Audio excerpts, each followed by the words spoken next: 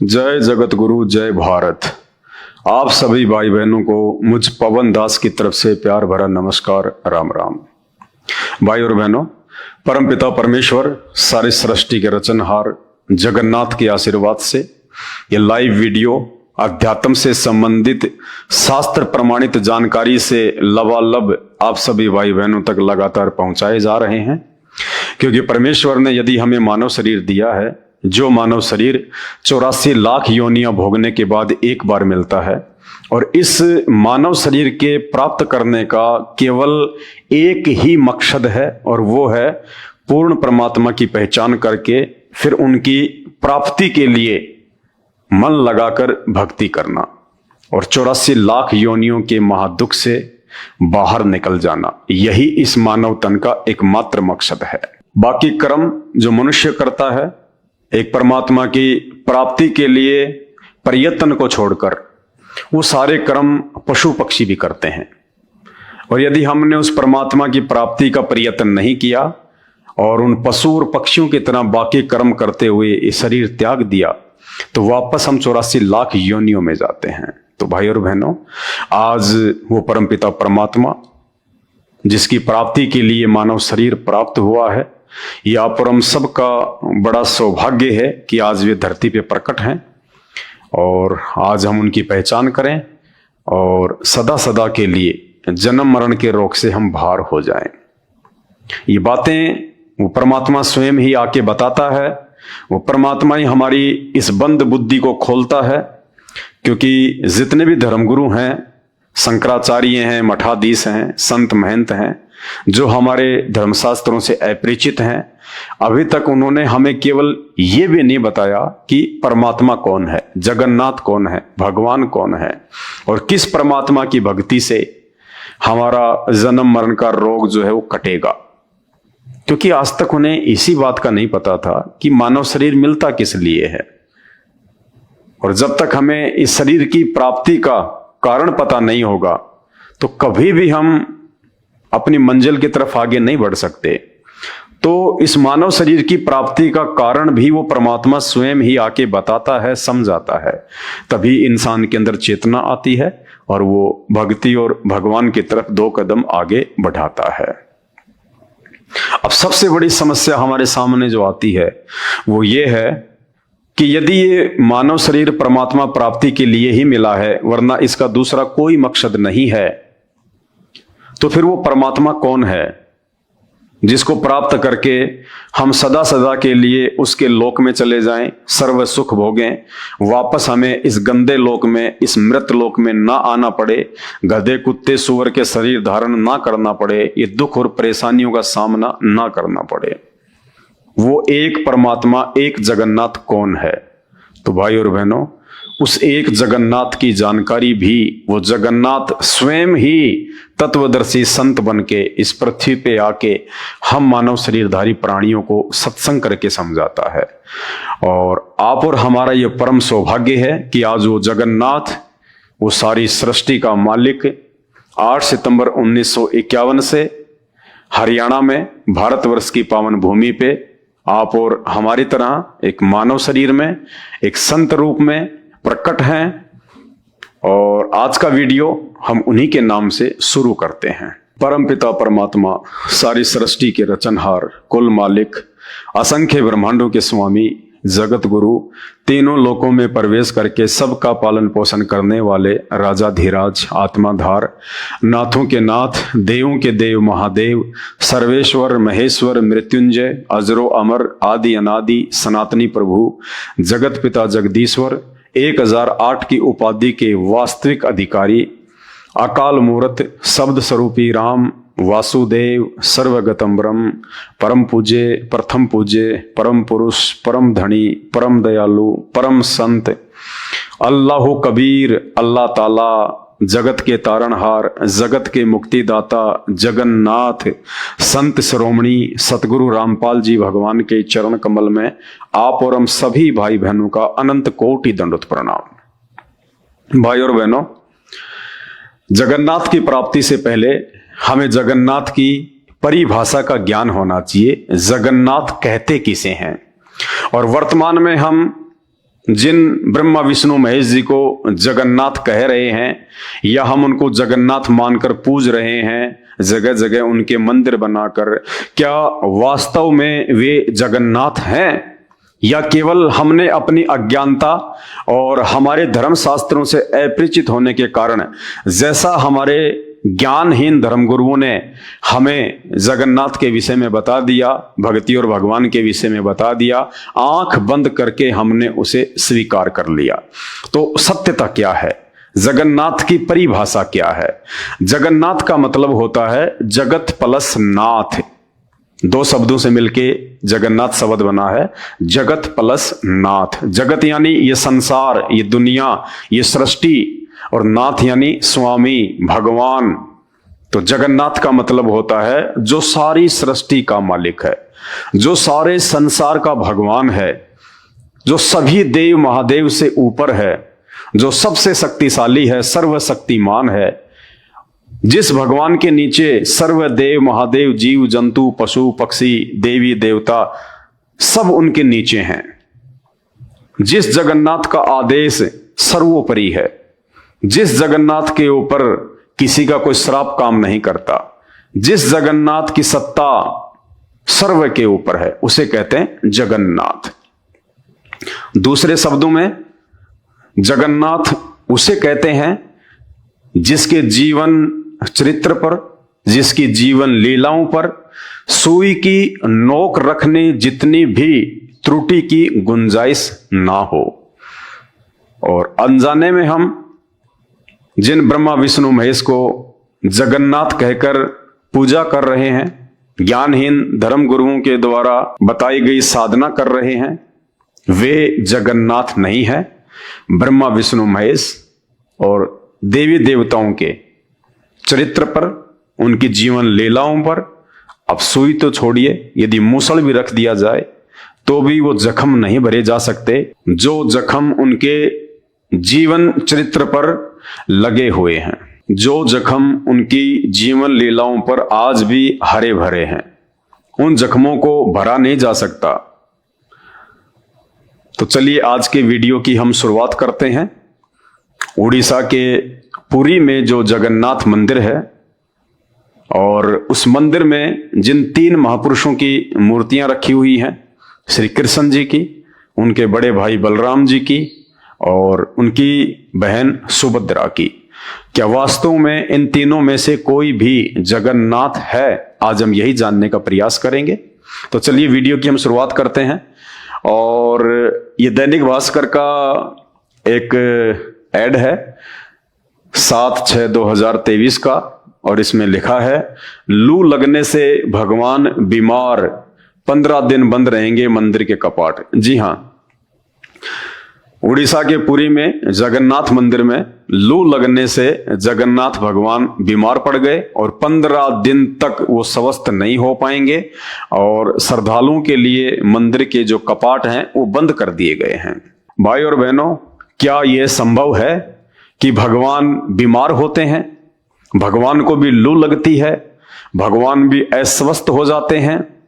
जबकि हॉस्पिटल में हम देखते हैं जब किसी व्यक्ति का उपचार डॉक्टर नहीं कर पाता है और डॉक्टर अंत में कह देता है कि आप इसको लेकर जाइएगा, इसका जीवन बहुत थोड़ा है, इसकी सांसें बहुत कम हैं और इसका उपचार अब संभव नहीं है, तो वे परिवार वाले फिर मंदिर में जाएंगे, मस्जिद में जाएंगे और वहां जाकर वो उस जगन्नाथ से और परमात्मा से ये प्रार्थना करते हैं, अरदास करते हैं, भेंट चढ़ाते हैं और हाथ जोड़कर कहते हैं कि हे परमात्मा, हे भगवान, हे मालिक, हे अल्लाह, आप सबको जीवन दान देने वाले हैं, आप अपने भगत को जीवन दान दीजिए, आप इनको स्वस्थ कीजिए। हे परमात्मा, आपके सिवा हमारा और कौन है, हमारा सहारा आपके अतिरिक्त और कोई नहीं है। और पता चले कि जिस भगवान से हम प्रार्थना कर रहे हैं एक व्यक्ति को स्वस्थ करवाने के लिए, वो भगवान खुद ही बीमार है, वो भगवान खुद ही लू लगने से अस्वस्थ है, तो क्या करेगा व्यक्ति, कहां जाएगा फिर इसके अलावा? तो देखिए, लू लगने से भगवान बीमार, 15 दिन बंद रहेंगे मंदिर के कपाट। और जब हम इस बात की गहराई में गए कि आखिर भगवान बीमार क्यों हुए।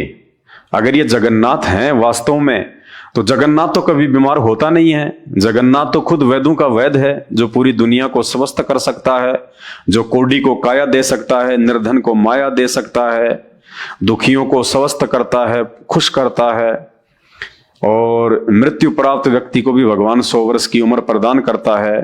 वेदों में जिसकी महिमा लिखी हुई है, जगन्नाथ तो उसे कहते हैं।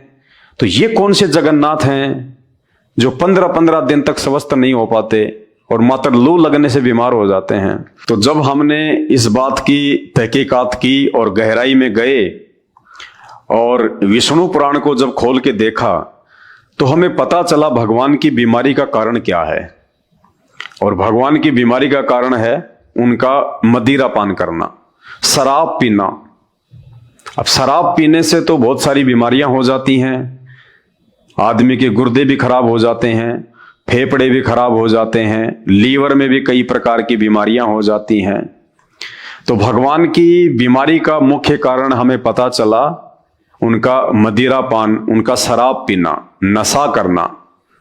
तो ये तो हम पहली बार सुन रहे हैं कि भगवान भी शराब पीते हैं, जगन्नाथ भी नशा करता है, जिस शराब को एक बहुत ही बुरी वस्तु कहा गया है। कोई भी व्यक्ति नहीं चाहेगा कि उसका बच्चा शराब पिए, नशा करे। और पता चले कि जिस जगन्नाथ की हम भक्ति करते हैं, जगन्नाथ स्वयं शराब पिया करते थे, दारू पिया करते थे, नशा किया करते थे। कैसे भक्ति करने का आदमी का मन बनेगा? कैसे हम उनको जगन्नाथ कह सकते हैं? तो चलिए अब आज के वीडियो में हम आगे शुरू करते हैं। क्या वास्तव में उड़ीसा के पुरी के जगन्नाथ मंदिर में जिन 3 महापुरुषों की मूर्तियां हैं, श्री कृष्ण जी, उनकी बहन सुभद्रा और श्री बलराम जी, क्या वास्तव में ये जगन्नाथ हैं? क्या हम इनको जगन्नाथ कह सकते हैं? तो सबसे पहले हम श्री कृष्ण जी के विषय में जानने का प्रयास करेंगे। क्या वे जगन्नाथ हैं? क्या उनकी सत्ता, उनकी शक्ति, उनकी प्रभुता सबके ऊपर है, या जगन्नाथ भगवान खुद पुत्र प्राप्ति के लिए अपने से अन्य किसी और देवता के आगे हाथ जोड़ रहे हैं, प्रार्थना कर रहे हैं, वरदान मांग रहे हैं, तपस्या कर रहे हैं? अरे जगन्नाथ है, पूरे जगत का नाथ है, जो सबको बेटा बेटी देता है, सबकी मन वांछित कामनाएं पूरी करता है। और पता चले कि वो जगन्नाथ है खुद पुत्र प्राप्ति के लिए, एक बेटे की प्राप्ति के लिए, और किसी और के आगे हाथ फैला रहा है, हाथ जोड़ रहा है।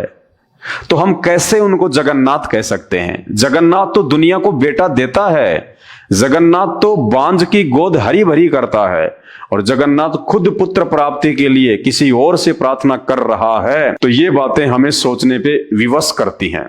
तो चलिए आज हम शुरू करते हैं श्री कृष्ण जी से कि वे कहां तक के जगन्नाथ हैं। और इस बात का हमें पता चलेगा श्रीमद् देवी भागवत से। ये श्रीमद् देवी भागवत महापुराण है और इसका ये पेज नंबर है 285, 285। श्री कृष्ण का शिव जी की प्रसन्नता के लिए तप करना और वर प्राप्त करना, जिन्हें हम जगन्नाथ भगवान कह रहे हैं कि श्री कृष्ण जी जगतनाथ हैं, सारे संसार के स्वामी हैं, इन्होंने सृष्टि की रचना करी है, ये सबकी मनवांछित इच्छाएं पूरी करते हैं। तो वे श्री कृष्ण जो आपको दिखाई दे रहे हैं, ये श्री कृष्ण किसी और भगवान से पुत्र प्राप्ति के लिए अरदास कर रहे हैं, प्रार्थना कर रहे हैं। ये किससे प्रार्थना कर रहे हैं, क्यों प्रार्थना कर रहे हैं, जगन्नाथ को प्रार्थना करने की आवश्यकता क्यों पड़ गई? देखिएगा, पेज नंबर 285 है। श्री कृष्ण जी का शिव जी की प्रसन्नता के लिए तप करना और वर प्राप्त करना। देखिएगा, राजा जनमेजय ने कहा, मुनिवर, आपके मुखारविंद से यह प्रसंग सुनकर मुझे महान आश्चर्य हो गया। राजा जनमेजय जी ने व्यास जी से कहा कि महाराज, आपके मुख से यह बात सुनकर कि भगवान श्री कृष्ण, जिनको जगत गुरु कहते हैं, जिनको जगत का स्वामी कहते हैं, जिनको सृष्टि का रचनहार कहते हैं, वो भगवान किसी और से एक पुत्र प्राप्ति के लिए भीख मांग रहा है, तप कर रहा है, प्रार्थना कर रहा है। ये बात सुनकर मुझे बड़ा आश्चर्य हो रहा है। जगत गुरु श्री कृष्ण में सारी शक्तियां निहित थी, फिर भी उनका पुत्र प्रसव गृह से हर लिया गया, यानी श्री कृष्ण जी का बेटा चोरी कर लिया गया। ऐसी घटना कैसे हो गई? नगर की रक्षा का समुचित प्रबंध था, सुरक्षित अंतःपुर में प्रवेश गृह की व्यवस्था थी, फिर भी संबरासुर ने भीतर प्रवेश कर उस बच्चे को कैसे हर लिया? सत्यवती नंदन व्यास जी, इसका जो कारण है वह स्पष्ट बताने की कृपया कीजिए। तो व्यास जी ने क्या कहा? व्यास जी कहते हैं, राजन, माया में अनुपम शक्ति है, मानवों को मूढ़ बना देना इसका स्वाभाविक गुण है। लोग इसे सांभवी कहते हैं। जगत में कौन ऐसा है जो इसके प्रभाव में न आया हो? मनुष्य का जन्म पाते ही सभी मानवोचित गुण उसमें आ जाते हैं। संपूर्ण गुण देह से संबंध रखते हैं। देवता अथवा दानव कोई भी इस नियम का उल्लंघन नहीं कर सकता। व्यास जी कह रहे हैं श्री कृष्ण जी के विषय में, जिनको हम अपनी अज्ञानता के चलते जगन्नाथ भगवान कहते हैं। व्यास जी कहते हैं कि माया के प्रभाव से कोई नहीं बच पाया, चाहे तेरा जगन्नाथ हो, चाहे देवी देवता हो, चाहे ब्रह्मा विष्णु महेश हो, माया के प्रभाव से कोई नहीं बच पाया। तो फिर वो जगन्नाथ कहां हुआ जिसके ऊपर माया का प्रभाव काम कर रहा है? ये माया कौन है जिसने जगन्नाथ के ऊपर भी अपने डोरे डाल रखे हैं, जो जगन्नाथ को भी भ्रमित कर देती है, उसकी भी बुद्धि को चेंज कर देती है?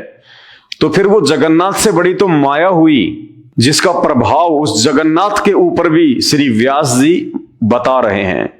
ये माया कौन है? ये माया है जिसे आप जगन्नाथ कहते हैं, ब्रह्मा विष्णु महेश को, इनकी मां दुर्गा, अष्टंगी, 8 भुजा वाली, शेरा वाली, जिसको शास्त्रों में माया कहा गया है, प्रकृति देवी कहा गया है। ये है वो माया जिसकी शक्ति से ये तीनों देवता ब्रह्मा विष्णु महेश, ये 3 लोक की सृष्टि एज ए मैनेजर के रूप में संचालित करते हैं। ये तीनों जगन्नाथ नहीं है, ये पूर्ण परमात्मा नहीं है, इनसे ऊपर माया है। इनकी मां जगदम्बा दुर्गा, दुर्गा से ऊपर उसका पति है काल, मुसलमान धर्म में जिसको शैतान कहते हैं। उस शैतान से ऊपर है वो जगन्नाथ, जो सबसे ऊपर है, जिसकी सत्ता सबके ऊपर है। और इस बात का विशेष तौर पे आपको उस समय पता चलेगा जब आप YouTube पे जाके सर्च करेंगे सृष्टि रचना संत रामपाल जी महाराज। परमेश्वर रामपाल जी भगवान ने सृष्टि रचना के माध्यम से सभी देवी देवताओं की शक्ति का, उनकी प्रभुता का बिल्कुल तरतीब वाइज खुलासा किया हुआ है, हमारे ही धर्मशास्त्रों से, वेदों से, गीता जी से, इन पुराणों से। तो जब तक आप ये सृष्टि रचना को नहीं समझ लेंगे, तकरीबन 2 से 3 घंटे का वीडियो है संत रामपाल जी का, जब तक आप सृष्टि रचना को अच्छे से नहीं समझ लेंगे, नहीं जान लेंगे, आप इन प्रत्येक भगवानों की शक्ति का आइडिया नहीं लगा लेंगे, अनुमान नहीं लगा लेंगे, तब तक आप इन धर्मशास्त्रों को समझ नहीं सकते, आप इन भगवानों को नहीं समझ सकते। क्योंकि एक पुराण में तो शंकर जी को महान बता दिया गया, दूसरे पुराण में विष्णु जी को महान बता दिया गया, तीसरे पुराण में ब्रह्मा जी को सृष्टि का रचनहार बता दिया गया, और फिर आपस में यही पुराण एक दूसरे को नीचा भी दिखा रहे हैं। तो भाइयों और बहनों, इस अध्यात्म को समझने के लिए हमारे को संत रामपाल जी भगवान के सत्संग सुनने ही पड़ेंगे। दूसरा धरती पे कोई ऑप्शन है ही नहीं जो हम भक्ति और भगवान को समझ सकें, धर्म ग्रंथों को समझ सकें।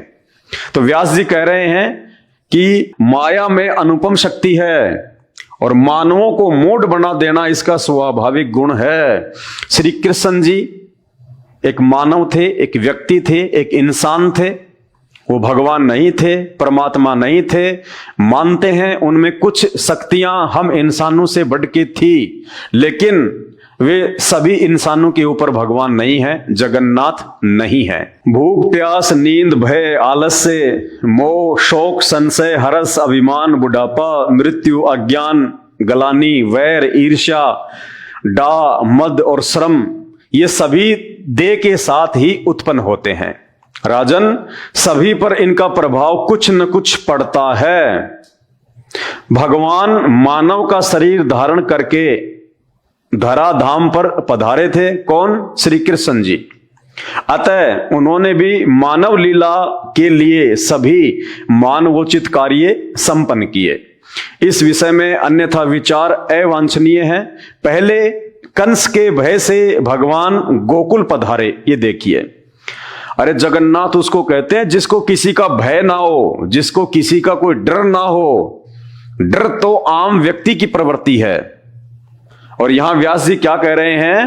पहले कंस के भय से, यानी कंस के डर से भगवान श्री कृष्ण गोकुल पधारे। यानी भगवान भी डरता है, भगवान भी भयभीत होता है। तो भगवान कहां हुआ जो डरेगा? जिसमें भय है वो भगवान नहीं होता। कभी संत रामपाल जी के सत्संग सुन के देखिए, कहते हैं निर्विकार निर्भय तू ही और सकल भयमान, और सब पे तेरी साहिबी तुझ पे साहिब नाए। वो जगन्नाथ, वो भगवान, वो निर्विकार होता है। उसके चरित्र पर कोई दाग नहीं होता है।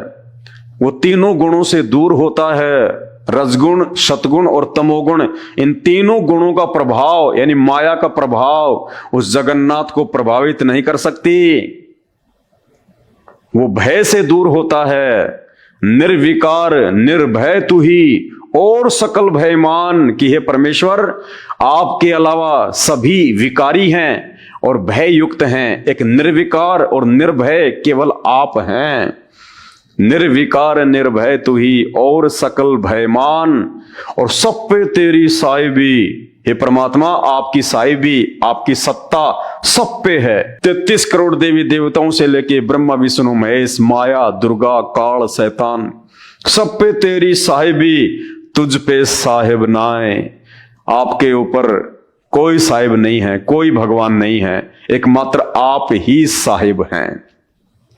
तो यहां हमारे भगवान श्री कृष्ण, जिनको आप जगन्नाथ कहते हैं, वो अपने ही मामा कंस के भय से, उनके डर से, और कहां पधारे?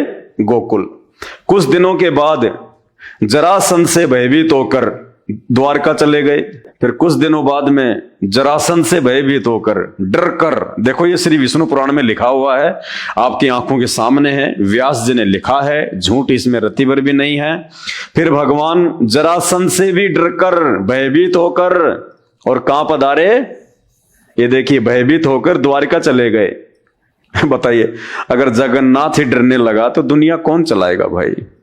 ये संसार की रक्षा कौन करेगा? जगन्नाथ अगर डर कर, अगर अपना स्थान चेंज कर रहा है, अपनी जगह चेंज कर रहा है, दर दर भटकता फिर रहा है, तो दुनिया किसके सहारे चल रही होगी? कौन है वो जगन्नाथ? कुछ दिनों के बाद जरासंध से भयभीत होकर द्वारका चले गए। फिर उन्होंने रुक्मणी को हर लिया। बताइए, रुक्मणी को भगा ले गए भगवान, हर लिया, अपहरण कर लिया। जैसे रावण ने सीता का अपहरण किया था, वैसे ही आपके जगन्नाथ श्री कृष्ण जी ने रुक्मणी का हरण कर लिया। ये भगवानों के काम होते हैं। जबरदस्ती करना, अपहरण करना, ये भगवानों के काम नहीं होते, जगन्नाथ के काम नहीं होते। अभी तक हमें जगन्नाथ की परिभाषा का ही पता नहीं है। सनातन धर्म की मर्यादा जानते हुए भी भगवान श्री कृष्ण उस उत्सव के समय रुक्मणी हरण में प्रवृत्त हो गए। यानी हमारे सनातन धर्म में किसी स्त्री का अपहरण करना, उसका हरण करना, ये मर्यादाओं से बाहर है। तो कहते हैं सनातन धर्म की मर्यादाओं का ज्ञान होने के बाद भी जानबूझ के भगवान ने गलती करी, ये कुकर्म किया, ये गलत काम किया रुक्मणी हरण का। खुद व्यास जी लिख रहे हैं कि ये सनातन की मर्यादाओं के विपरीत है, फिर भी भगवान ने ये काम किया। तो ये जगन्नाथ हैं जो खुद मर्यादा तोड़ रहे हैं। अरे इसकी भक्ति करने वाला फिर कहां से मर्यादा निभाएगा? जब टीचर खुद ही डिसिप्लिन तोड़ेगा तो उसके विद्यार्थी कहां से डिसिप्लिन को फॉलो करेंगे?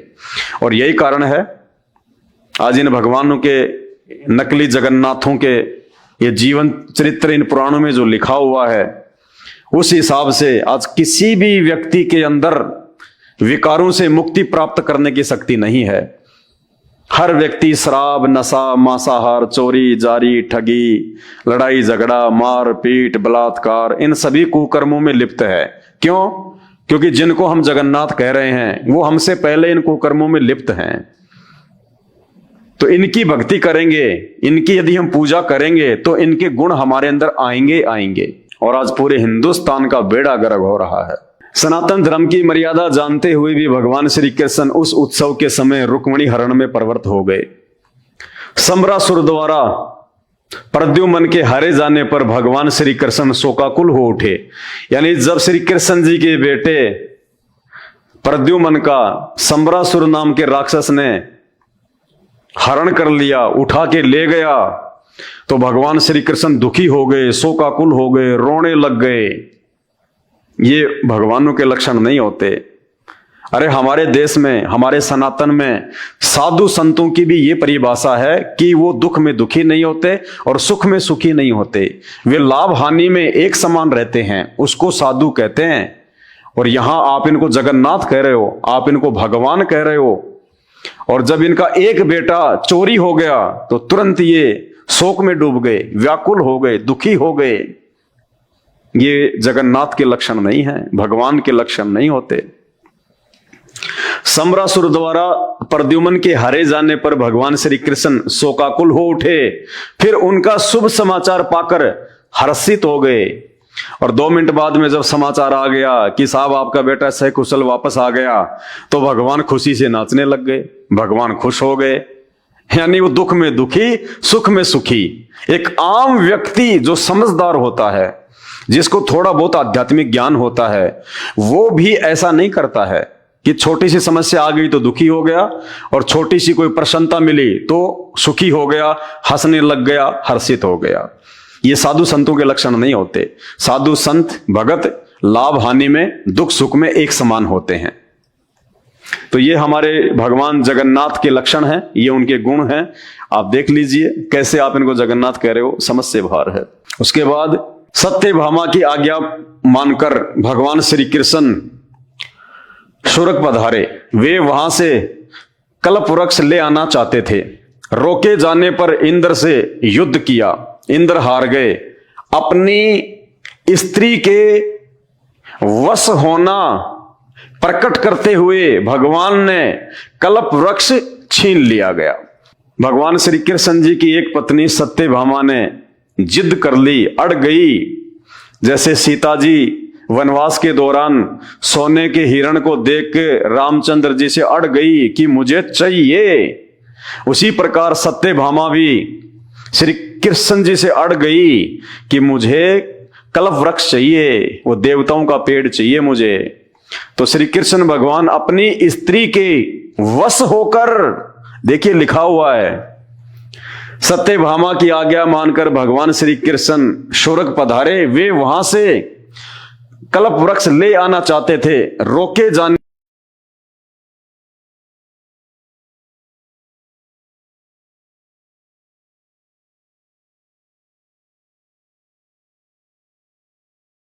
करते हुए भगवान ने कल्प वृक्ष छीन लिया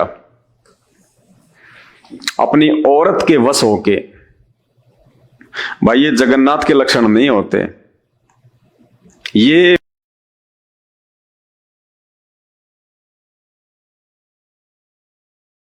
भगवान के लक्षण नहीं होते, सारी सृष्टि को रचने वाले के लक्षण नहीं होते। अपनी स्त्री के वश होकर तो श्री कृष्ण जी से बड़ी तो सत्यभामा हो गई। भाई और बहनों, विचार करो इन बातों पे। ये राम श्री कृष्ण, इनका जो जीवन है वो केवल आप और हम इंसानों की तरह था। और जिस समय इन्होंने ये बड़े बड़े काम किए जिनको आज हम चमत्कार कह रहे हैं, उस समय तो आम साधु संत महात्मा ये चमत्कार जो है वो कर दिया करता था, कोई बड़ी बात नहीं थी। त्रेता में श्री रामचंद्र जी आए तो उस समय तो हर कोई चमत्कार करता था। क्या बाली के पास चमत्कार नहीं थे? बाली के सामने कोई एकल युद्ध नहीं कर सकता था, उसके आमने सामने होके कोई लड़ाई नहीं कर सकता था। सामने वाले की आदि शक्ति उस बाली के अंदर आ जाती थी। रावण अपनी सिद्धि शक्ति से सेना को आकाश में उड़ा ले जाता था। 33 करोड़ देवी देवताओं को कैद करके ले आया। रावण का पुत्र इंद्रजीत, मेघनाथ अपनी सिद्धि शक्ति से अपनी सेना को आकाश में उड़ा के और उसने देवताओं के राजा इंद्र को हरा दिया। इंद्र की बेटी सुलोचना से रावण के बेटे की शादी हुई, तब जाके इंद्र को वापस उसका वो पद मिला। तो कोई बड़ी बात नहीं थी। ये तो वाल्मीकि ऋषि थे, श्री रामचंद्र जी के गुरु थे। उन्होंने घास के तिनके से रामचंद्र जी के दूसरे बेटे को पैदा कर दिया, कुश को। तो ये कोई बड़ी बात नहीं थी उस समय। लेकिन आज कोई चमत्कार नहीं कर पा रहा, क्योंकि आज लोगों के पास में भक्ति नहीं रही। पहले भक्ति की कमाई से ये सारे काम होते थे। आज भी हो सकते हैं अगर किसी के पास में भक्ति है तो हमने इन चमत्कारों को देख के इनको भगवान मान लिया, जबकि ये चमत्कार तो उस समय आम साधु संत कर दिया करते थे, कोई बड़ी बात नहीं थी। अपनी स्त्री के वश होना प्रकट करते हुए भगवान ने कल्प वृक्ष छीन लिया। सत्यभामा जी बड़ी आदरणीय थी, उनकी प्रतिष्ठा रखने के लिए भगवान वृक्ष में बंध गए। उन अपने प्राणनाथ को सत्यभामा ने दान कर दिया। नारद जी प्रतिग्रह लेने पधारे, तत्पश्चात बराबर सुवर्ण देकर श्री कृष्ण चंद्र को बंधन से मुक्त किया। प्रद्युमन प्रभृति श्रेष्ठ पुत्रों को देखकर जाम्बवती अधीर हो उठी।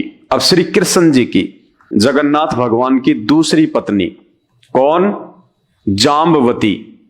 अब जाम्बवती नाराज हो गई श्री कृष्ण जी से, और क्या कहा जाम्बवती ने कि मुझे भी प्रद्युमन जैसा बेटा चाहिए। सत्यभामा से जो प्रद्युमन का जन्म हुआ था, तो जाम्बवती कहने लगी कि मुझे भी प्रद्युमन जैसा बेटा चाहिए। किससे कहने लगी? जगन्नाथ से, श्री कृष्ण भगवान से।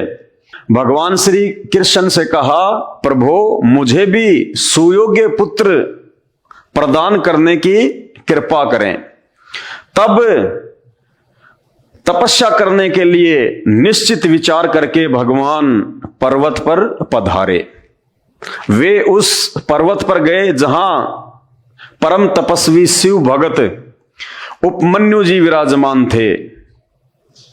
पुत्र अभिलाषी भगवान श्री कृष्ण ने उस महाभाग मुनि को गुरु बनाकर उनसे शैवी दीक्षा ग्रहण की और वहीं रहकर कठिन तपस्या आरंभ कर दी। ये भगवान श्री कृष्ण जी, इन्होंने पुत्र प्राप्ति के लिए, एक बेटे की प्राप्ति के लिए और पहाड़ पे जाके तपस्या करनी शुरू कर दी जगन्नाथ ने।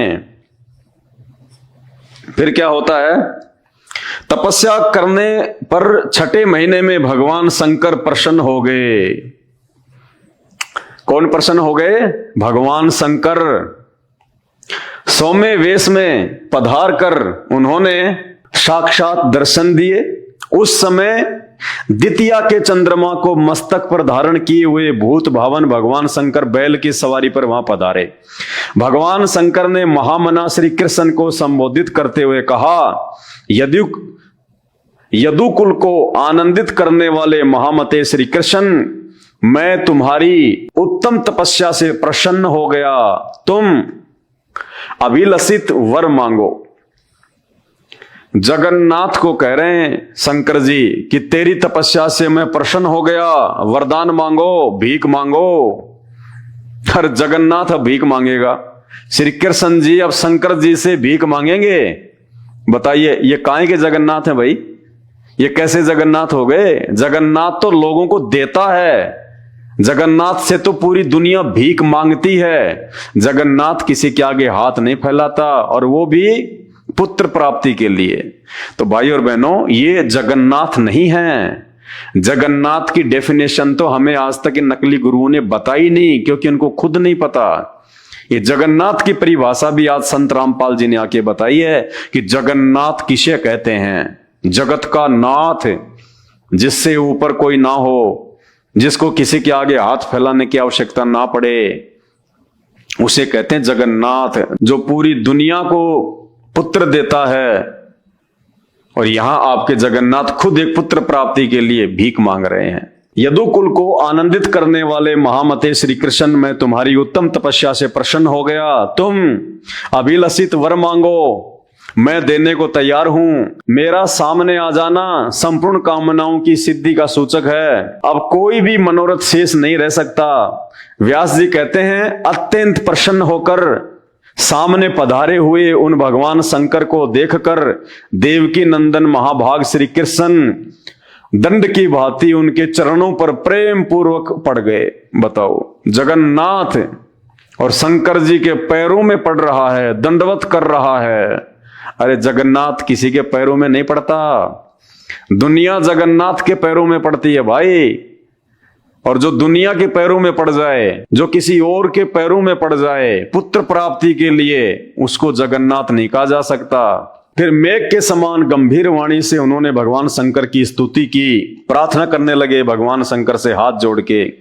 व्यास जी कहते हैं भगवान श्री कृष्ण अपना मनोभाव व्यक्त कर रहे थे, अभी बात समाप्त नहीं हुई थी कि भगवान शंकर ने उत्तर देना आरंभ कर दिया। और क्या कहा भगवान शंकर ने? शत्रुसूदन श्री कृष्ण, तुम्हें बहुत से पुत्र होंगे, 16,050 तुम्हारी स्त्रियां होंगी, प्रत्येक स्त्री से 10-10 बालक होंगे, सब में असीम बल होगा। यूं कहकर प्रिय दर्शन भगवान शंकर चुप हो गए। महाभाग श्री कृष्ण हाथ जोड़े खड़े रहे, जगन्नाथ हाथ जोड़ के खड़े रहे और शंकर जी उनको आशीर्वाद दे गए कि 16,000 तुम्हारी औरतें होंगी, हर एक औरत से तुम्हारे को 10-10 बलवान जो है वो पुत्र प्राप्त होंगे। यानी श्री कृष्ण जी को जो पुत्र प्राप्त थे वो उनकी अपनी शक्ति और अपनी सामर्थ्य से नहीं थे, वो भी शंकर जी के वरदान से उनको पुत्र प्राप्त हुए थे। तो भाई और बहनों, ये जगन्नाथ नहीं है, ये परमात्मा नहीं है, ये तो बहुत छोटी शक्ति है। जब आप संत रामपाल जी के YouTube पे जाके सत्संग सुनोगे, सृष्टि रचना सुनोगे, तो पूरा का पूरा निष्कर्ष आपके सामने आ जाएगा इन भगवानों का, इनकी शक्तियों का। ये कहां तक के जगन्नाथ हैं, कहां तक इनकी शक्ति है। ये श्री कृष्ण जी खुद, जिस दिन इनका ये विष्णु पद समाप्त हो जाएगा, ये सदा विष्णु नहीं रहेंगे, आत्माएं चेंज होती रहती हैं। जिस दिन इनके पुण्य समाप्त होंगे, इनको विष्णु के पद से इनके पिता के द्वारा, शैतान के द्वारा हटा दिया जाएगा और इनको 84 लाख योनियों में डाल दिया जाएगा और विष्णु के पद पे किसी अन्य भक्ति युक्त आत्मा को बैठा दिया जाएगा। जब आप सृष्टि रचना को सुनना शुरू करेंगे तब आपकी आंखें खुलेंगी। भगवती पार्वती उनसे कहने लगी, महाभाव श्री कृष्ण, इस जगत में मानवों के सिरमौर बनकर तुम विराजमान रहोगे, उच्च श्रेणी की गृहस्थी में तुम्हारा वास होगा। जनार्दन, 100 वर्ष तक सुखमय जीवन व्यतीत करने के पश्चात ब्राह्मण एवं गांधारी के शाप से तुम्हारे कुल का संहार हो जाएगा। उसके बाद में शंकर भगवान की पत्नी पार्वती ने भी उनको एक श्राप दे दिया, आशीर्वाद दे दिया कि भाई 100 साल तक तो आप अच्छी तरीके से रहोगे, खाओगे, पियोगे, लेकिन 100 साल के बाद में गांधारी के श्राप के कारण तुम्हारे खानदान का, तुम्हारे यादव कुल का सत्यानाश हो जाएगा, संहार हो जाएगा। बताइए, अब ये काहे की जगन्नाथ है भाई? जगन्नाथ को श्राप नहीं लगता, जगन्नाथ के खानदान को कोई समाप्त नहीं कर सकता। ये जगन्नाथ हैं। पार्वती इनसे कह रही है कि गांधारी के श्राप के कारण तुम्हारा कुल सत्यानाश हो जाएगा। गांधारी कौन थी? वो तो भगवान नहीं थी, जगन्नाथ नहीं थी, अंधे धृतराष्ट्र की औरत थी, दुर्योधन की मां थी। वो तो एक इंसान थी। और जगन्नाथ कहते हैं श्री कृष्ण जी को, एक आम व्यक्ति का श्राप, एक आम औरत का श्राप और आपके जगन्नाथ के ऊपर लग गया। और उसके बाद में महाभारत के युद्ध के बाद गांधारी ने श्री कृष्ण जी को श्राप दिया कि जैसे तूने छलबल करके और मेरे 100 पुत्रों की हत्या करवा दी, मैं तुझे श्राप देती हूं, तेरे खानदान का सत्यानाश होगा। एक आम स्त्री का श्राप और जगन्नाथ के ऊपर लग गया और जगन्नाथ का खानदान समाप्त हो गया। भाई और बहनों, हम किसकी पूजा कर रहे हैं? हम किसकी भक्ति कर रहे हैं? जो अपने ऊपर लगे गांधारी के श्राप को समाप्त नहीं कर सका, वो जगन्नाथ, वो श्री कृष्ण आप और हमारे दुखों को कहां से समाप्त कर देंगे? हमारे कष्टों को कहां से खत्म कर देंगे? हमारे ऊपर लगे हुए श्राप को कहां से समाप्त कर देंगे? भाई और बहनों, ये विचार करने की बातें हैं। असली जगन्नाथ धरती पे प्रकट हो चुका है संत रामपाल जी के रूप में, वो कबीर परमात्मा। एक बार उनके सत्संग सुन के उनकी शरण प्राप्त करके देखो, असीम आनंद की अनुभूति होगी, असीम आनंद की। ये ब्रह्मा विष्णु महेश भी बाल बांका नहीं कर सकते। देव महादेव किसी का भी उनके भक्तों के ऊपर कोई श्राप काम नहीं करेगा। 98 प्रकार के वशीकरण मंत्र होते हैं, मूठ होती हैं। संत रामपाल जी के भक्तों पे 98 प्रकार के वो जंत्र मंत्र वशीकरण भी काम नहीं करते। भूत प्रेत जादू जंत्र मंत्र टोटके कुछ काम नहीं करते संत रामपाल जी के भक्तों के ऊपर, चाहे कोई कितना प्रयास करके क्यों ना देख ले। उसे कहते हैं जगन्नाथ।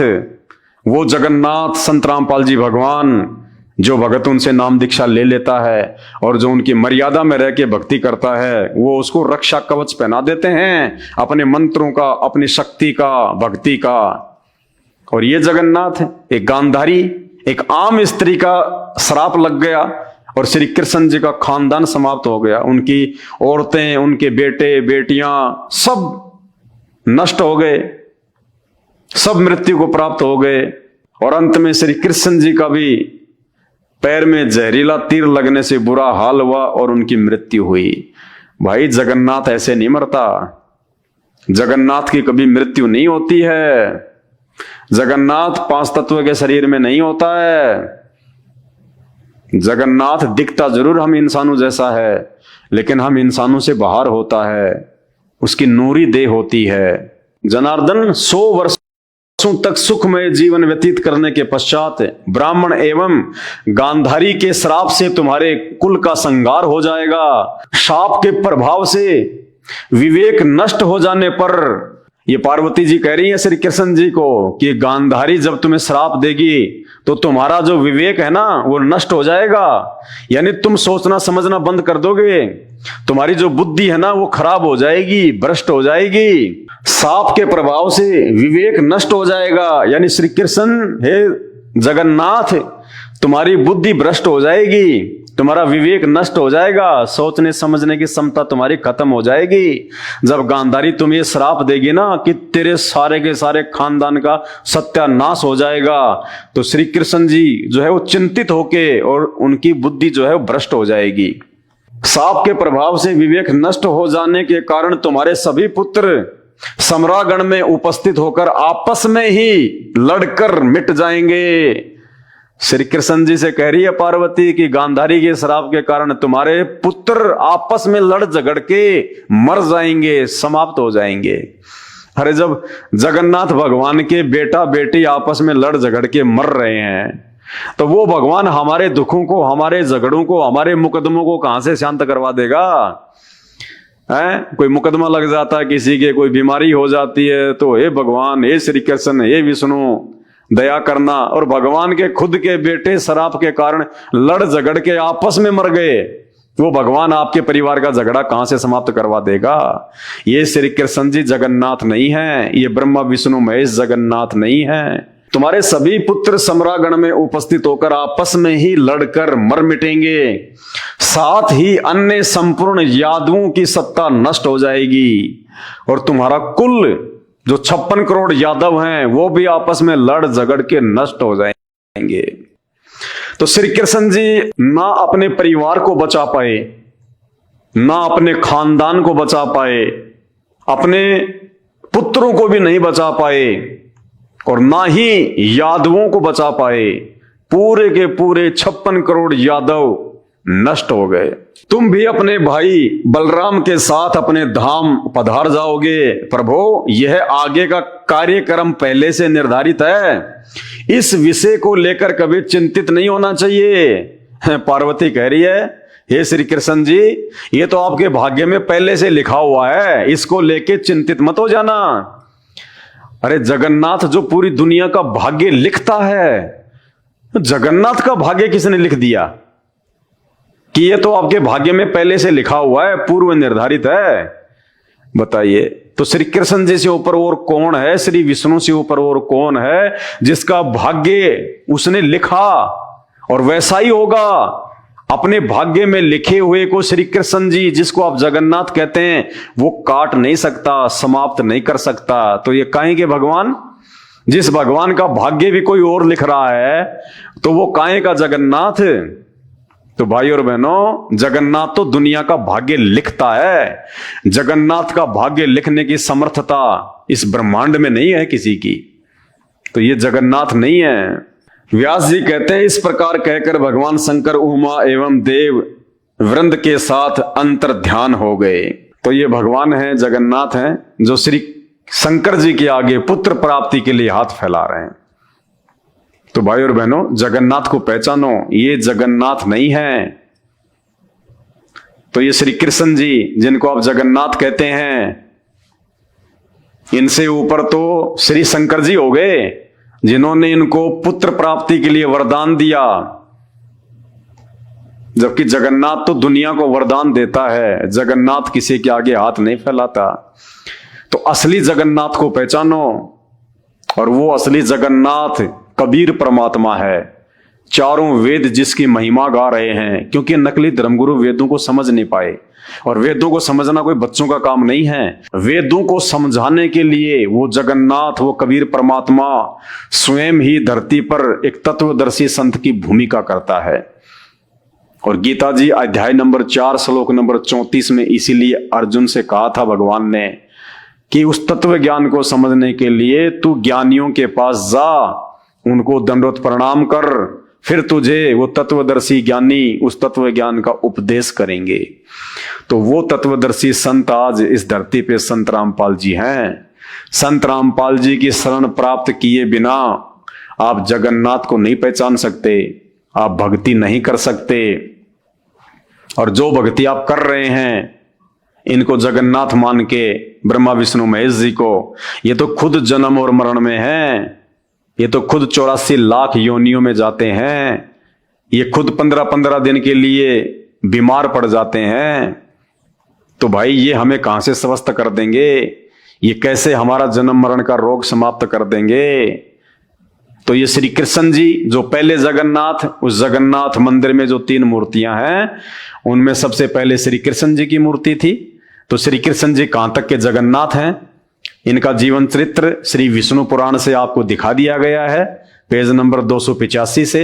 अब आप खुद ही निर्णय कर लेना ये कहां तक के जगन्नाथ हैं। आगे दूसरी मूर्ति है श्री बलराम जी की, जो कि उनके बड़े भाई हैं। तो हमारा विषय चल रहा था कि बीमार क्यों हो जाते हैं जगन्नाथ मंदिर में, ये भगवान हर साल 15 दिन के लिए बीमार क्यों हो जाते हैं। तो श्री कृष्ण जी का तो बीमार होना स्वाभाविक है, क्योंकि ये भगवान नहीं है, ये जगन्नाथ नहीं है। और आप और हमारी तरह एक आम व्यक्ति की भूमिका की इन्होंने। थोड़ी बहुत जो शक्तियां होती हैं ये ऊपर से लेके आते हैं, जिनका ये दिखावा करते हैं, प्रचार प्रसार करते हैं। आम व्यक्ति इनको अपने से जो है वो श्रेष्ठ मान के और इनको भगवान की संज्ञा में ले लेता है। दूसरे श्री बलराम जी, तो ये आपके सामने श्री विष्णु पुराण है। श्री कृष्ण जी के बड़े भाई बलराम जी के चरित्र के विषय में पूरा विवरण है। और उसके बाद आप खुद ही निर्णय कर लेना, क्या श्री बलराम जी को जगन्नाथ कहना उचित है? जो कर्म इन्होंने किए हैं, क्या उसके बाद जगन्नाथ मंदिर में उनकी मूर्तियां रख के पूजा करना उचित है? क्या वे पूजा के योग्य हैं? देखिएगा, श्री विष्णु पुराण गीता प्रेस गोरखपुर से प्रकाशित है। ये 5म अंश है और पेज नंबर है 411। ये देखिएगा, 35वां अध्याय, सांब का विवाह, श्री विष्णु पुराण से। एक बार जाम्बवती नंदन वीरवर सांब ने, यानी श्री कृष्ण जी की पत्नी जाम्बवती के पुत्र सांब ने स्वयंवर के अवसर पर दुर्योधन की पुत्री को बलात् हरण कर लिया। यानी श्री कृष्ण जी के बेटे सांब ने दुर्योधन की बेटी का स्वयंवर रचा जा रहा था, तो श्री कृष्ण जी के पुत्र सांब ने दुर्योधन की बेटी का जबरदस्ती अपहरण कर लिया। तब महावीर, कर्ण, दुर्योधन, भीष्म और द्रोणाचार्य आदि ने क्रुद्ध होकर उसे युद्ध में हराकर बांध लिया।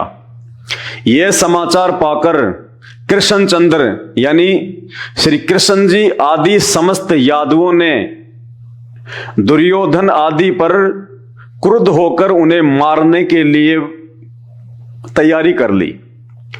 उनको रोककर यानी श्री कृष्ण जी ने और यादवों ने सांब को दुर्योधन की कैद से छुड़वाने के लिए पूरी तैयारी कर ली।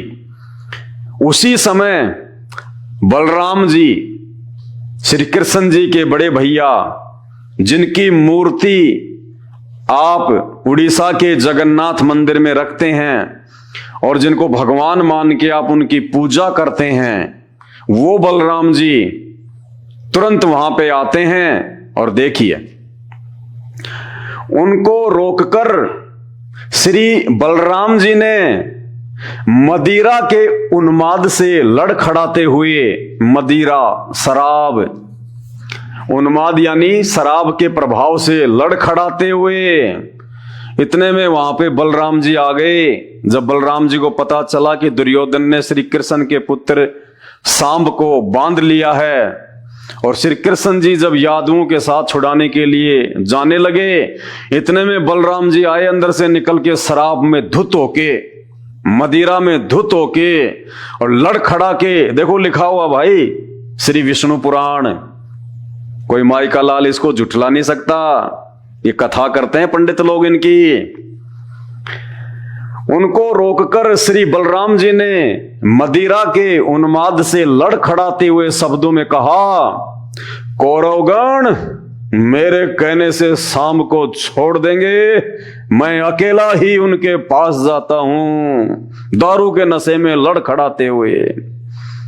बताइए, एक शराबी व्यक्ति की मूर्ति आप मंदिर में रखते हैं, एक पवित्र जगह कहा जाता है मंदिर को, और मंदिर वो भी छोटा मोटा नहीं, जगन्नाथपुरी का मंदिर, और उस मंदिर में आप पूजा किसकी कर रहे हैं? एक शराबी की, एक नशेड़ी व्यक्ति की। भाई और बहनों, अपनी आंखें खोलो। इन पाखंडी और नकली धर्मगुरुओं ने केवल हमारा सत्यानाश करने का ठेका ले रखा है। ये तत्व ज्ञान बिना उस तत्वदर्शी संत की रजा के, उसकी मेहर के समझ में नहीं आ सकता। ये काय के जगन्नाथ हैं, ये जगन्नाथ हैं शराब के नशे में धुत। भाई ये राजा थे और राजा सारे उल्टे कुकर्म करते हैं। इन्होंने भी वही किया अपने जीवन काल में। इन्होंने सिवाय शराब और कबाब के, लड़ाई झगड़ों के, मार पीट के, इन्होंने कुछ नहीं किया, कोई धर्म का काम नहीं किया। ये एक राजा के लड़के थे, खुद फिर राजा बन गए श्री कृष्ण और बलराम, और इन्होंने वो किए जो राजाओं के लड़के किया करते हैं। और आज इनकी हम मंदिरों में मूर्तियां रख के पूज रहे हैं। शर्म आनी चाहिए, शर्म। क्यों? क्योंकि अभी तक हमें जगन्नाथ की पहचान ही नहीं है, हमें उस एक परमात्मा की पहचान ही नहीं है। और उस परमात्मा की पहचान तत्वदर्शी संत के सत्संग सुने बिना नहीं हो सकती। और ऐसे ही आप नशेड़ियों की पूजा करते रहोगे, और क्या मिलेगा आपको फिर उनकी पूजा से? दुख, तकलीफ, अकाल मौत। और घर घर में यही हाल है। हम सभी देवी देवताओं की पूजा करते हैं, फिर भी दुखी, हॉस्पिटल भरे पड़े हैं, जादू तंत्र टोने टोटके वालों के पास में भीड़ लगी रहती है, भूत प्रेत निकलवाने वालों के पास में भीड़ लगी रहती है। अरे क्यों? आप तो भक्ति कर रहे हो, मंदिरों में भी जाते हो, भेंट भी चढ़ाते हो, फिर क्यों तकलीफ आ रही है, क्यों दुख आ रहे हैं? भगवान की भक्ति से तो सुख मिलता है, दुख तो नकली जगन्नाथों की भक्ति से मिलता है जो आपको मिल रहा है। तो ये आपकी आंखों के सामने श्री विष्णु पुराण, और कमाल कर दिया आपने। एक नशेड़ी की मूर्ति को, एक शराबी की मूर्ति आप जगन्नाथ के मंदिर में रख के आप उसको भगवान मान के पूज रहे हैं। ये हमारी बुद्धिहीनता का परिचायक है। क्यों? क्योंकि नकली और पाखंडी धर्मगुरुओं ने हमारे इन धर्म शास्त्रों में लिखी हुई सच्चाई से दूर रखा। उस तत्व ज्ञान के अभाव में ना तो ये धर्मगुरु समझ पाए इन शास्त्रों की सच्चाई को, और जब ये खुद ही नहीं समझ पाए तो आप और हमें ये कहां से विद्वान बना देते। भाई और बहनों, आंखें खोलो। ना श्री कृष्ण जी जगन्नाथ हैं और ना उनके भाई बलराम जगन्नाथ हैं। ये तो आम व्यक्ति की तरह है, जैसे आम व्यक्ति करता है, अज्ञानी व्यक्ति। अब वो जामवती का लड़का सांब, दुर्योधन अपनी बेटी का स्वयंवर जो है वो रच रहा था। अब लड़की ने किसी और को पसंद कर लिया तो उसकी अपनी मर्जी, लेकिन श्री कृष्ण जी का लड़का अपने आप को राजा का लड़का समझ के और जबरदस्ती दुर्योधन की बेटी का हरण कर रहा है। ये एक सभ्य इंसान के लक्षण है क्या? ये तो छीना झपटी में आता है, ये तो सीना जोरी में आता है। लड़की की मर्जी, वो किसको पसंद करे और किसको पसंद नहीं करे। लेकिन सांब की भी क्या गलती है जब उसके बाप ने ही ऐसा किया था। जब श्री कृष्ण जी ने खुद रुक्मणी का हरण कर लिया, जो सनातन की मर्यादाओं के विपरीत था, तो बेटा तो वही करेगा जो बाप ने किया। तो श्री कृष्ण जी ने रुक्मणी का हरण कर लिया था और श्री कृष्ण जी के पुत्र सांब ने दुर्योधन की बेटी का अपहरण करने का प्रयास किया, तो दुर्योधन ने बांध के जेल में डाल दिया। श्री कृष्ण जी को पता चला तो मरने मारने के लिए सेना लेके, बताओ ये भगवानों के लक्षण हैं। उल्टा अपने बेटे को समझाना चाहिए था कि नालायक, तूने ऐसा काम क्यों किया, तूने उनके साथ में जबरदस्ती क्यों की, क्या तुझे शोभा देता ये? अपने पुत्र को उसके कुकर्म के लिए धमकाने के बजाय और अपने ही पुत्र का यानी अधर्म का वो पक्ष ले रहे हैं। ये भगवान है, ये जगन्नाथ हैं। और ऊपर से वो बलराम जी उनको कह रहा तुम सब यहीं रुक जाओ, मैं अकेला ही जाके ले आऊंगा। बताओ, नशे में दुत और जगन्नाथ के मंदिर में आप उनकी मूर्ति रख के और भगवान मान के पूज रहे हो। इसीलिए तो हम गधे कुत्ते सूअर बन रहे हैं मरने के बाद में, क्योंकि हमें जगन्नाथ का नहीं पता जगन्नाथ कौन है। देखिए,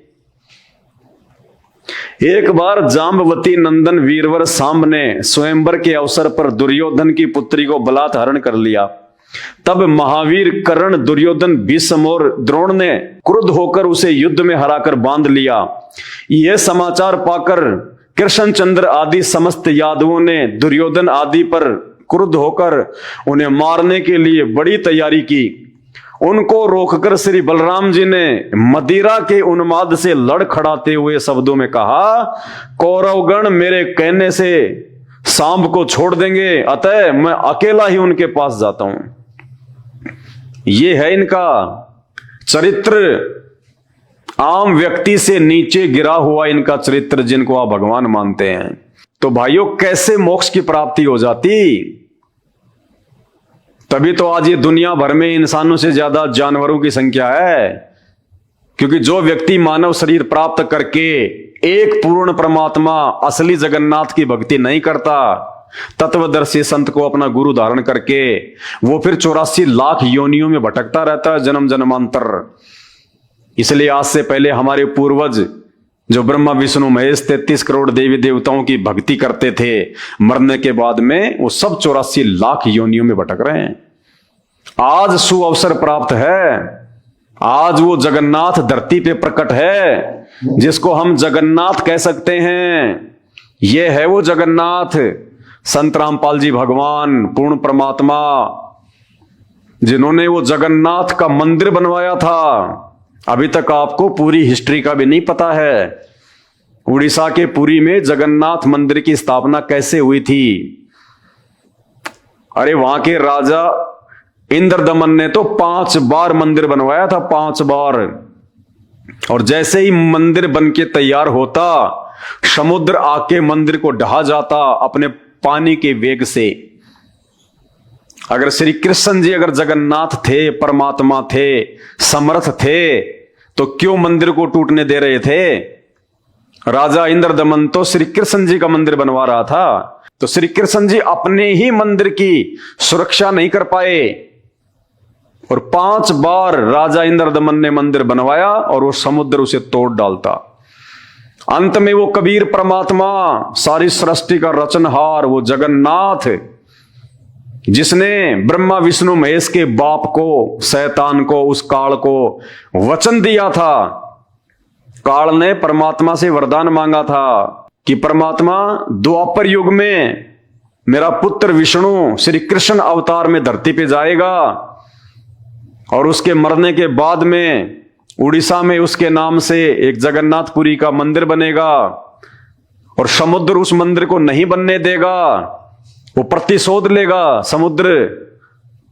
किस बात का? कि जब वो मेरा बेटा कृष्ण त्रेता युग में रामचंद्र रूप में गया था और 14 साल का उसको वनवास हुआ, रावण उसकी पत्नी का हरण कर ले गया। अपनी पत्नी को वापस लाने के लिए, समुद्र पार करने के लिए उसने 3 दिन तक समुद्र से याचना की थी कि मुझे रास्ता दे दो, लेकिन समुद्र टस से मस नहीं हुआ।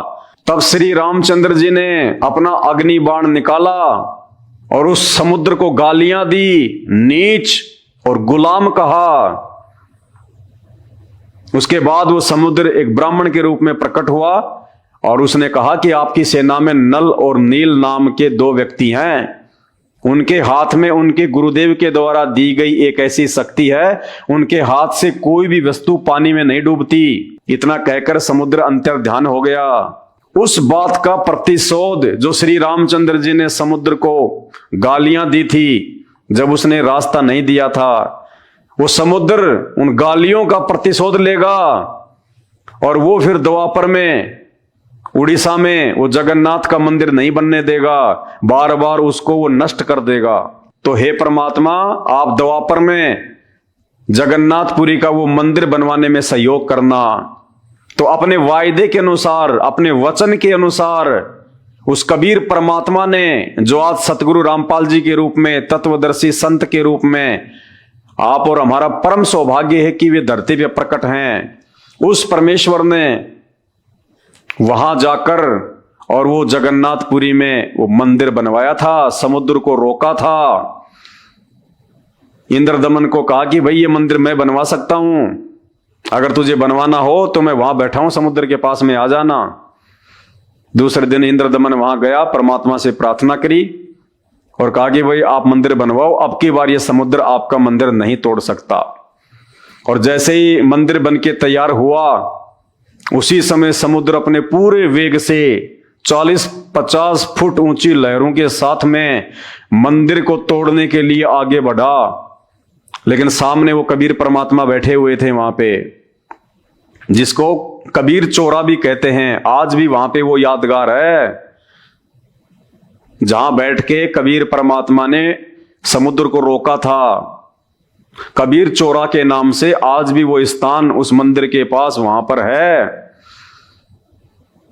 तो समुद्र उससे आगे नहीं बढ़ पाया और कहा कि भगवान मुझे रास्ता दो। बोलो भाई क्यों? कि मुझे मंदिर तोड़ना है। बोला क्यों तोड़ना भाई, मंदिर से तेरी क्या दुश्मनी है? बोला इसने मुझे त्रेता युग में जब ये राम रूप में आया था, विष्णु का अवतार, तो इसने मुझे गालियां दी थी, भला बुरा कहा था, मैं उसका प्रतिशोध लूंगा। तब परमात्मा ने कहा था कि भाई आप इस मंदिर को नहीं तोड़ पाओगे। बोला मुझे तोड़ना है। तो बोला तोड़ ले जाके, फिर मुझसे क्या पूछ रहा है? बोला आपकी शक्ति से मैं आगे तो नहीं बढ़ पा रहा। तो बोला तू मंदिर नहीं तोड़ पाएगा। तो बोला महाराज कोई तो उपाय बताओ अपनी बेइज्जती का बदला लेने का। तब उस कबीर परमात्मा ने कहा था कि आप इस मंदिर को तो तोड़ नहीं पाओगे, लेकिन अगर आपको बदला ही लेना है तो श्री कृष्ण जी की जो द्वारिका है उसको जाके डुबो दो पानी में पूरी, लेकिन थोड़ी बहुत छोड़ देना, ताकि आने वाले समय में ये सबूत रह जाए कि हाँ यहाँ पे कोई द्वारिका थी, वरना लोग विश्वास ही नहीं करेंगे। उसके बाद में समुद्र ने उस द्वारिका को डुबोया था। तो भाई और बहनों, इस कहानी को पूरी सुनने के लिए, इस यथार्थ सच्चाई को पूरी जानने के लिए आप YouTube पे सर्च करें संत रामपाल जी महाराज के सत्संग, सृष्टि रचना को सर्च करें। उस सृष्टि रचना में आपको इन सारी बातों का पता चलेगा कि वास्तव में असली जगन्नाथ कौन है। और असली जगन्नाथ आज ये संत रामपाल जी भगवान हैं, जिनके ऊपर किसी देव महादेव की नहीं चलती। इन्होंने ही पूरे ब्रह्मांडों को रचा है, पूरी सृष्टि को रचा है। और आज ये एक तत्वदर्शी संत की भूमिका में आप और हम सब के समक्ष प्रकट हैं, वो अद्वितीय आध्यात्मिक ज्ञान देने के लिए, जिस ज्ञान के लिए ये आत्मा युगों युगों से भटक रही है, जिस ज्ञान के अभाव में हम इन नकली भगवानों को जगन्नाथ मान के पूज रहे हैं, जिस ज्ञान के अभाव में हम जन्म और मरण के चक्कर में पड़े हुए हैं, 84 लाख योनियों में जाते हैं, दुख उठा रहे हैं। तो आज इस जगन्नाथ भगवान को पहचानो, और इनकी पहचान इनके सत्संग सुनने से होगी, इनके विचारों से होगी। देखिए, यदि आप श्री कृष्ण जी या श्री राम जी के विषय में नहीं पढ़ते, नहीं सुनते, उनकी ये लीलाएं नहीं पढ़ते, तो आज आपको कैसे पता चलता कि ये भगवान थे, ये विष्णु के अवतार थे। हमने सुना लाखों बार, हजारों बार हमने पढ़ा, तब जाके हमारे अंदर ये बातें समाई। तो ऐसे ही जब तक आप संत रामपाल जी के सत्संग नहीं सुनेंगे, आप उनके विचारों से परिचित नहीं होंगे, तब तक आप किसी भी धर्म के किसी भी धर्म ग्रंथ को और उन धर्म ग्रंथों में लिखी हुई इन बातों को समझ ही नहीं पाएंगे, आप निष्कर्ष निकाल ही नहीं पाएंगे।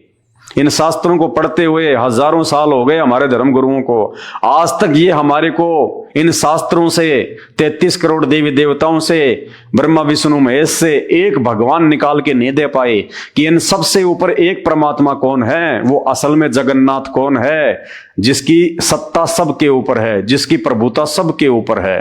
और उस जगन्नाथ की यदि हम शरण में आ जाएं तो हमारा बेड़ा पार हो सकता है, हमारा जन्म मरण का ये असाध्य रोग समाप्त हो सकता है। हम 84 लाख योनियों में पशु पक्षी ना बनकर सदा के लिए उस परमेश्वर के लोक में जाके शाश्वत सुख प्राप्त कर सकते हैं, जहां जाने के बाद में ना कभी मृत्यु होती है, ना कभी बुढ़ापा आता है, ना कभी शरीर में कोई रोग होता है, क्योंकि बॉडी ऐसी रहेगी, लेकिन ये 5 तत्व का शरीर नहीं होगा, हार्ड मास का नहीं होगा, नूरी तत्व का शरीर मिलेगा वहां पे। तो भाई और बहनों, प्रार्थना है, विनती है, परमात्मा धरती पे आए हुए हैं, आप मानो या ना मानो, कोई भी महापुरुष जब इस धरती पे आता है, आप श्री रामचंद्र जी को ही ले लीजिए जो कि विष्णु के अवतार थे, किसने उस समय उनको भगवान माना? किसी ने नहीं माना।